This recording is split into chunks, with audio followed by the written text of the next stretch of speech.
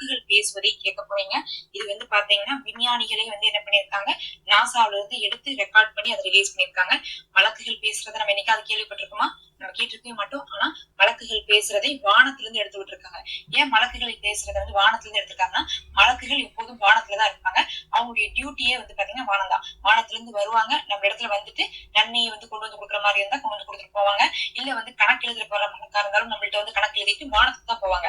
நம்மள்ட்டயே வழக்கு இருப்பாங்கன்னு கேட்டீங்கன்னா, நம்மள்ட்டயே வழக்கு இருக்க மாட்டாங்க. வானத்துல இருந்து வருவாங்க. டெய்லி 2 ஷிஃப்ட்டுக்கு வழக்கு வருவாங்க. காலையிலயும் மாலையிலயும் வருவாங்க. காலையில இருந்து சாயங்காலம் வரை எழுதுற நன்மையெல்லாம் ஒருத்தர் எழுதிட்டு, என்ன பாவம் செஞ்சு எழுதிட்டு அவர் சாயங்காலம் அல்லாஹ்ல போயிருவாங்க. மறுபடியும் சாயங்காலம் இன்னொரு வழக்கு வருவாங்க. அவங்க மறுபடியும் அடுத்த நாள் காலையில ஃபஜ்ர் வரி வந்து எழுதுவாங்க. அப்புறம் அடுத்த நாள் ஷிஃப்ட் மாறும்போது மறுபடியும் இந்த வழக்கு மேல போயிருவாங்க. இப்படி வழக்குகள் தங்கக்கூடிய இடமே வானம் தான். அதுல வந்து பாத்தீங்கன்னா நபி ஸல்லல்லாஹு அலைஹி வஸல்லம் அவர்கள் விண்ணுலக பயணம் போனாங்க. எந்த ஒரு சௌரியமும் இல்லாம 1500 வருடத்துக்கு முன்னாடி போனாங்க. இப்ப எல்லாம் கூட வந்து பாத்தீங்கன்னா இவங்க போறாங்க, நிலாவுக்கு போய் ஆராய்ச்சி செய்யறாங்க. ஆனா இவங்க இன்னைக்கு சொன்னதை விட பெருசானதா, பிரம்மாண்டமானதா, அதிகமானதா நபி அவர்கள் பார்த்திருக்காங்க. ஏன்னா மனிதர்கள் உருவாக்கி அந்த மிஷின் மூலமா போறாங்க. ஆனா நபி அவர்கள் எப்படி போனாங்க? அல்லாஹ்வுடைய கட்டளையை கொண்டு ஜிப்ரீல் மூலமாக போனாங்க.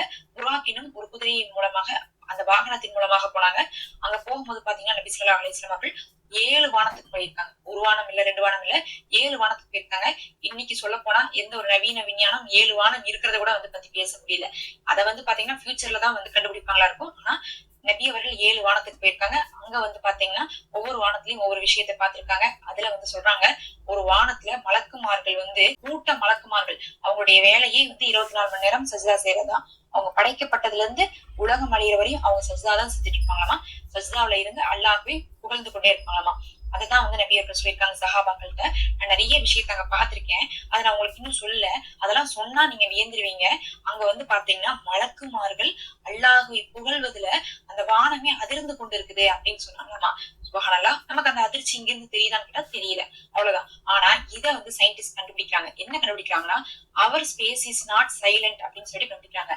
அவர் ஸ்பேஸ்னா அந்த விண்ணுலகம். அந்த விண்ணுலகம் இருக்கு பாருங்க, அந்த விண்ணுலகம் அமைதியானது கிடையாது அப்படிங்கறது அந்த சயின்டிஸ்டுடைய கூற்று.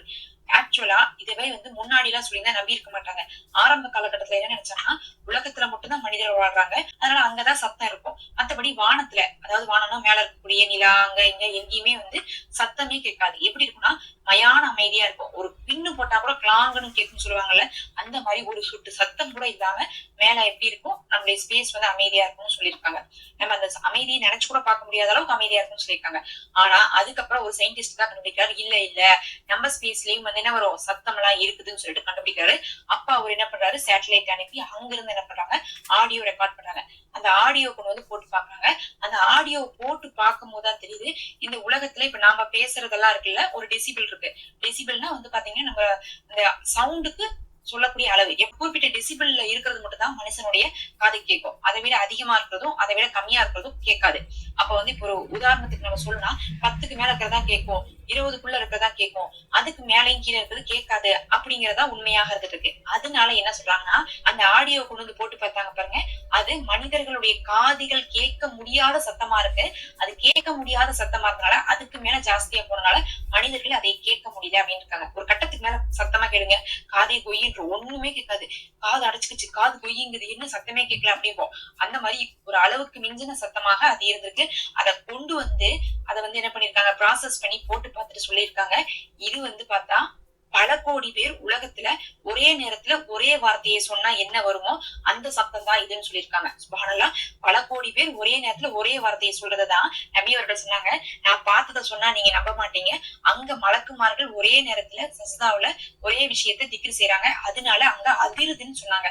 அததான் இங்க சயின்டிஸ்டும் வந்து நிரூபிச்சிருக்காங்க. அதுக்கு பிறகு நம்மளுடைய ஸ்பேஸ் வந்து அமைதி இல்லைன்னு சொல்லிட்டு இப்போது விஞ்ஞானமும் உணர்ந்து கொண்டு இருக்கு. அங்கிருந்து வந்து அந்த ஆடியோ போடுறேன், இந்த ஆடியோ கேளுங்க.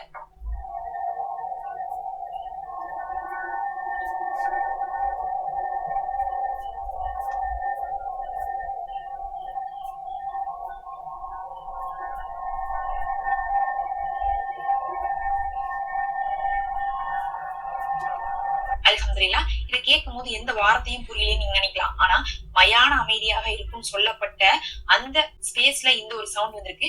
இது மனசனுடைய இயருக்கும் வந்து டெசிபிளுக்கும் அப்பாற்பட்டு இருக்கிறதுனால நமக்கு அது சரியா புரியாம இருக்கு. அதற்கான மிஷின்ல போட்டு கேட்கும் போது இது வந்து ஒரு ஒருமித்த ஓசையாக ஒரே நேரத்துல வந்து சொல்லப்படக்கூடியதாக இருக்குன்னு சொல்லியிருக்காங்க. அல்லாஹ்வே போதுமானவன். எவ்வளவு பெரிய மிராக்கிள் பாருங்க. மாஷா அல்லாஹ். அல்லாஹ் விரும்புறவங்களுக்கு அத்தாட்சிகளை காட்டி கொடுப்பான். இதை மறுக்கிறவங்களுக்கு அந்த அத்தாட்சிகளை குறை சொல்றதுக்கான வாய்ப்பு கொடுப்பான். நாம் எதை தேர்ந்தெடுக்கிறது அப்படிங்கிறது அல்லாஹ்வுடைய நாட்டத்தை கொண்டுதான் இருக்குது. அல்லாஹ்வே போதுமானவன்.